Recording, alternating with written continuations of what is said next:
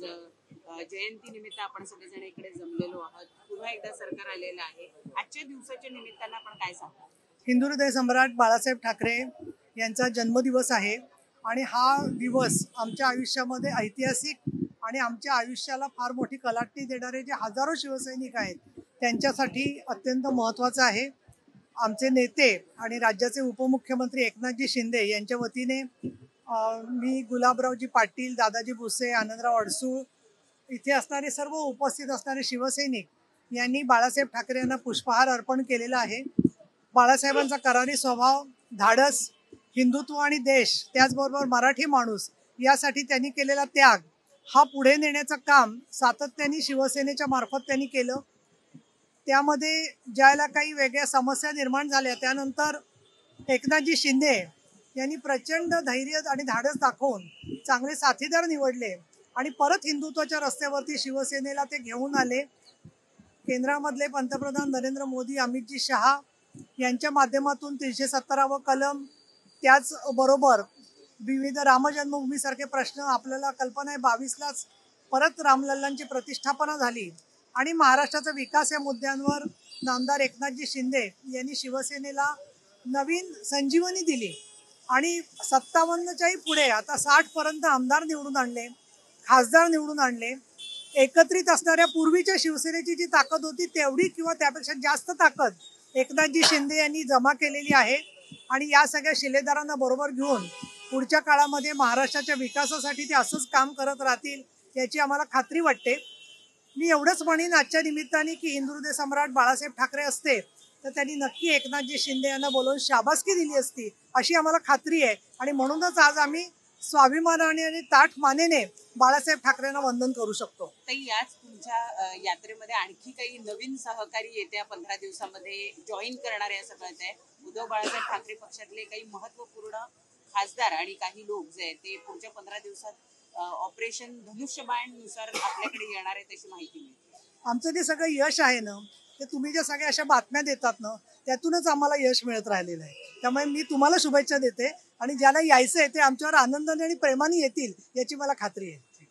आता एक महत्वाचा मुद्दा राहिलाय. पुण्यामध्ये आताच एक ताजी घटना अशी समोर येत आहे की एका पतीने त्याच्या पत्नीचा खून केला 5 वर्षाच्या बाळाच्या समोर आणि त्याचा व्हिडिओ सुद्धा शूट केलेला, अतिशय गंभीर असा हा प्रकार दिसून येतो. ही एक अत्यंत रानटी पण म्हणता येणार नाही अशी सैतानी प्रवृत्ती आहे की ज्याच्यामधून असं एका बाजूला सरकार लाडकी बहीण म्हणून तुम्ही वाचलं असेल की कन्यांच्या जन्मावं लाडली बहीण याचं सुद्धा काल 10 वर्ष पूर्ण झाली. परंतु अशा घटनांमध्ये आरोपीला शिक्षा होण्याबरोबरच छोट्या मुलाचा पण त्यांनी जीव घेतलेला आहे. अशा प्रकारनी कुणालाही छळ करण्याचं धारिष्ट होऊ नये आणि पती पत्नीत काही विसंवाद असतील तर ते समझोत्याने आणि चांगल्या मार्गाने सुटावेत यासाठी म्हणून प्रयत्न झाले पाहिजेत. यासाठी आमचे एकनाथजी शिंदे सगळं मंत्रिमंडळातले सहकारी अतिशय चांगलं काम करतायत. पण या घटनेमधल्या आरोपीला शिक्षा होण्याच्या बरोबरच परत अशा घटना घडू नयेत म्हणून थोडं आसपासचे शेजारी नातेवाईक यांनी सुद्धा जागृत भूमिका घेतली पाहिजे असं मला वाटतं. बांगलादेशी नागरिकांना ही अटक झालेली आहे आणि त्यामध्ये एका महिलेला लाडकी बहीण योजनेचा लाभ देखील मिळालेला आहे असं देखील बांगलादेशी हटाव मोहीम सुरू आहे तर दुसरीकडे लाडकी बहीण योजनेचा लाभ सुद्धा त्या बांगलादेशी महिलांना मिळालेला पाहिजे. आपण पाहतो आहे की असे हे परप्रांतामधून येणारे समाजकंटकाशी जे संबंध आहे असे काही लोक साधारण घुसखोरी करतायत. मी बऱ्याच दिवसापूर्वी मागणी केलेली आहे की बाहेरच्या प्रांतातून येणारे जे लोक आहेत त्या प्रत्येकाचं तिकडचं आधार कार्ड मागितलं जावं कारण इथे आल्यावर नवीन आधार कार्ड ते काढतात आणि लोकांची दिशाभूल होते. गैरफायदा त्यांनी घेतला तर ती त्यातल्या लोकांची अपप्रवृत्ती आहे असं म्हणेन मी. आणि मी बांगलादेशच म्हणेन किंवा इतर सुद्धा देशांमधून जे कायदाप्रेमी लोक येतात शिकण्यासाठी किंवा अन्य कामासाठी त्यांना आमचा विरोध नाही आहे. परंतु मुलींचे खून, अपहरण असे गुन्हे जे करतात त्याच्याबद्दल नोंदवही होऊन अशा लोकांची निगराणी सातत्याने राहिली पाहिजे अशी आमची ठाम भूमिका आहे. काही लोकशाहीने एक घोटाळा जो आहे तो समोर आणलेला आहे. विक्रोळी असेल किंवा अंधेरी परिसरामध्ये सुद्धा म्हाडाच्या मुंबई झोपडपट्टी सुधारण मंडळाने भ्रष्टाचार हा केलेला आहे. जवळपास आपण पाहतोय जी सुरक्षा भिंत जे बांधल्या जातात त्याच्यामध्ये हा घोटाळा केलेला आहे. जवळपास 10 वर्षापासून निविदा काढून आणि 38 कोटी रुपयांचा हा संपूर्णतः भ्रष्टाचार केलेला आहे. कसं पाहता? नाही, मी याच्यावरती चौकशी आम्ही करू, पण आमचे मंत्री महोदय एकनाथजी शिंदे यांच्याचकडे डिपार्टमेंट आहे, तर कुठल्याही प्रकारचा गैरव्यवहाराला थारा मिळणार नाही.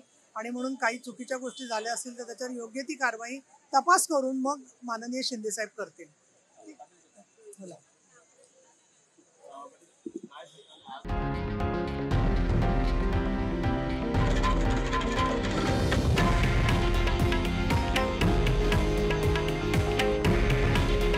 हे आहे देशातील नंबर 1 न्यूज नेटवर्क आणि आपण पाहत आहात TV9 मराठी. काळजी तुमची, हित महाराष्ट्राचं.